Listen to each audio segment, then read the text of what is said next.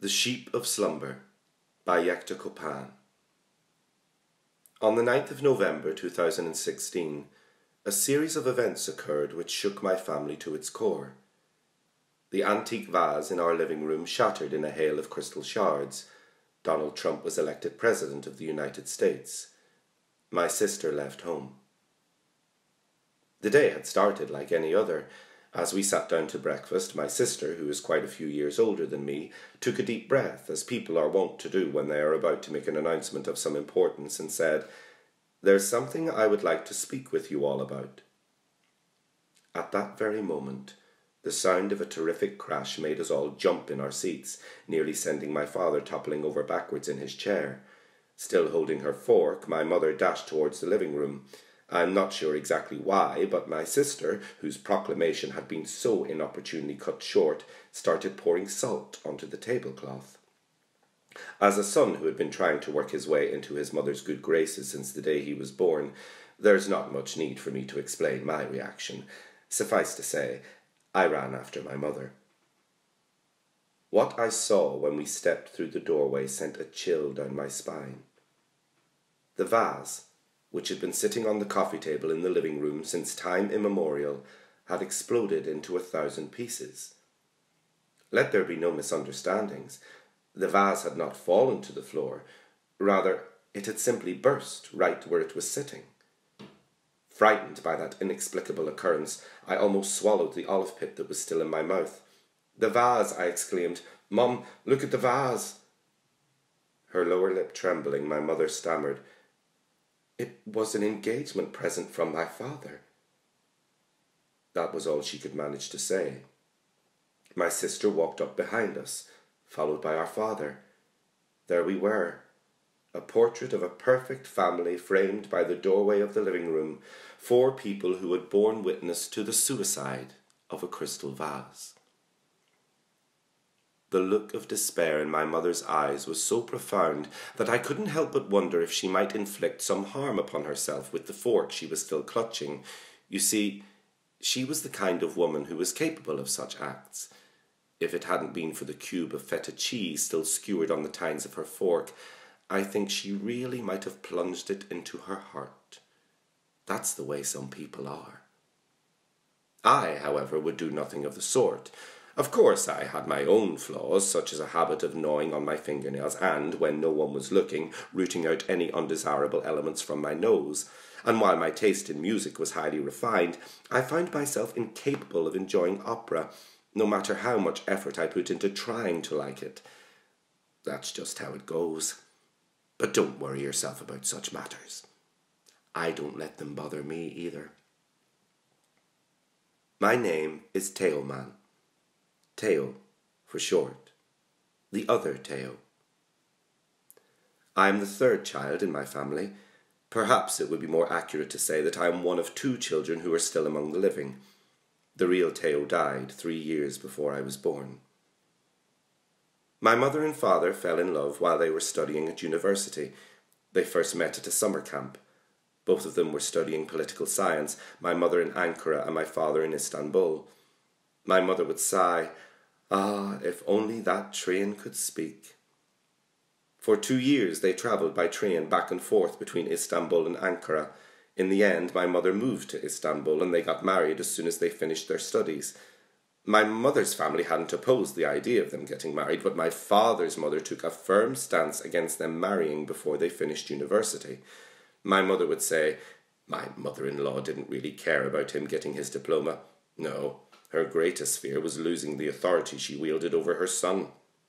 Anyway, let us move on, as it is not my intent to bore you with such trifling matters.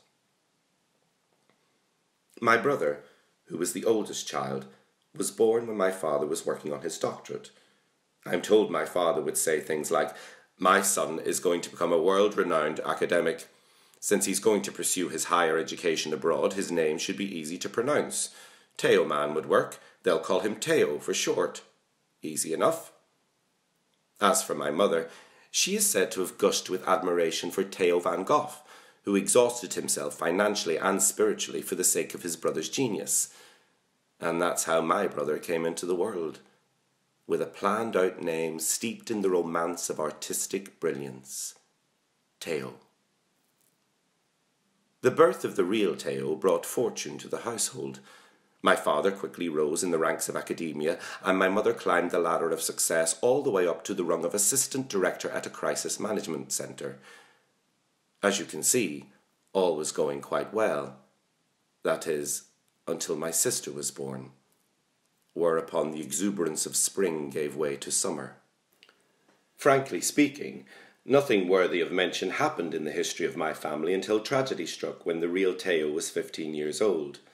The thrill and passion of my parents' train escapades had worn down to the routine clickety-clack between two stops on the commuter railway. Mortgages, car payments, tuition for private school, holidays abroad, weekend brunches, minor arguments, major reconciliations. You get the idea. And then came the nightmare. The real Teo committed suicide when he was 15. He was a star student at one of the most prestigious schools in the country, not only because he excelled in his coursework, but also because he was a model socialite.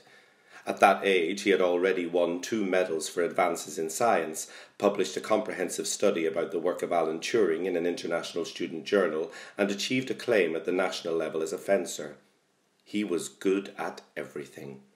Very, very good. Beneath the surface of all that success, however, there was a secret. The real Teo had fallen in love. The individual who had captivated his heart was not a gifted student like himself, and in fact they hadn't known each other for very long. In the beginning, the real Teo worked diligently to establish their friendship, doing everything in his power to create a world that could accommodate the both of them. And he succeeded in that, as with every endeavour he undertook. They went to the cinema and started taking long walks together. My brother even learned how to play billiards for the sake of his love.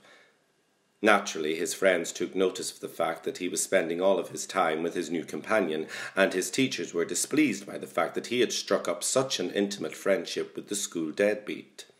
A few of them even warned Teo, "Your studies are going to suffer as a result of this." Even worse, however, was the behaviour of the other students, who were supposedly from good families, as they played cruel jokes on my brother which cut him to the quick. Little by little, matters started spiralling out of control. The final straw was a poster that some students hung up on a wall of the gymnasium before physical education class one day. The poster was a photo montage of that scene from Titanic in which Leonardo DiCaprio and Kate Winslet are standing on the bow of that ill-fated ship. The students had replaced Leonardo and Kate's faces with those of my brother and his beloved. 2 lovers proclaiming their passion to the world on a transatlantic journey into the sunset. My brother embracing the school troublemaker from behind. When the real Teo saw that poster, he snapped. First, he hit an upperclassman in the face with a dumbbell, and when another student tried to break up the fight, my brother knocked out a few of his front teeth. The result? Disciplinary board meetings, suspension, our father shouting, our mother suffering a nervous breakdown, the second sinking of the Titanic when it struck an iceberg of reality. I would prefer not to drag you into the shadowy crevices of my family's past by describing in detail exactly what happened afterwards. All you need to know is that, in the end, the real Teo hung himself in our bathroom. The only clue he left behind was a note in his pocket. I did nothing wrong.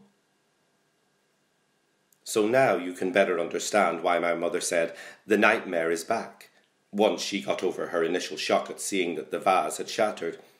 When my mother's one and only son died, her heart shattered as well. For days she refused to leave her bed. She quit her job. Hour after hour she moaned deliriously, "This is a nightmare." The next 2 years went down in the history of our family like an epoch shrouded in the darkness of a cave. My mother would sit all day in her armchair, smoking cigarette after cigarette, and my father buried himself in his research. My sister, who was 11 years old at the time, suddenly acquired a speech impediment. An impenetrable silence reigned over our home. A year after the real Teo died, My mother thought she saw a light at the end of the tunnel. She believed that if she had another son, she could be saved from that nightmare.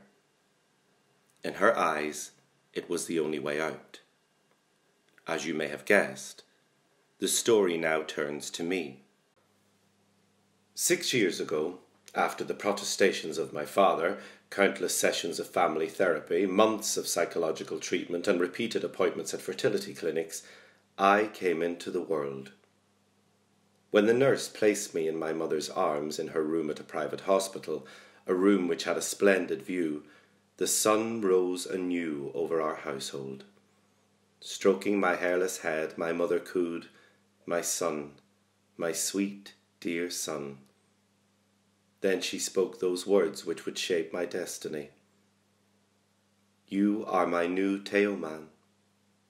Now it is up to you to pick up where your unlucky brother left off in the unfolding of his life, by transforming the dark stuff of nightmares into dreams as gentle as beds of roses.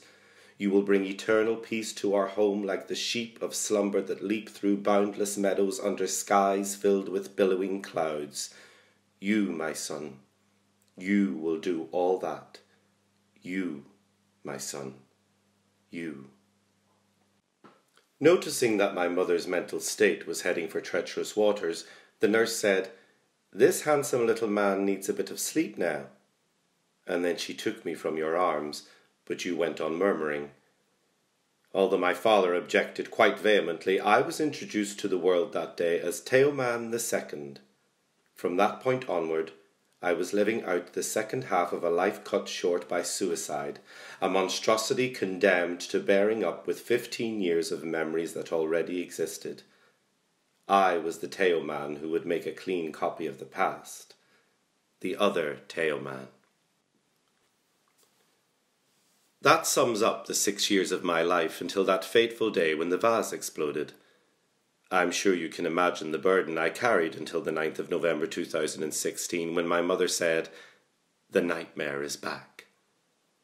I acted like a 6-year-old, even though my mental capacity already exceeded that of someone 10 years my elder. Imagine what it would be like to act like a kid licking chocolate spread from your fingers for the sole sake of appearances, when in fact you had memorized the life story of Alan Turing. My father and I never got along well, likely because he knew from the very beginning that I would never grow into the man he wanted me to be. As for my sister, she was a mystery to me, and it troubled me greatly that I would never truly understand her. But there was one problem that tormented me more than all the others, and that was a fundamental theory in psychology concerning the desire to return to the womb.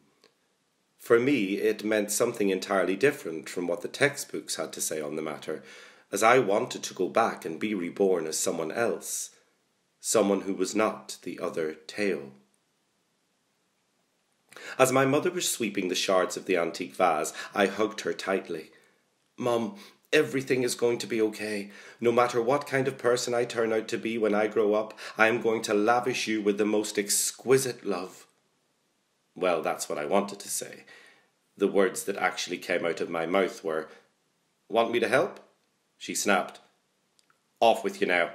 You'll cut yourself, as if my hands weren't full enough already."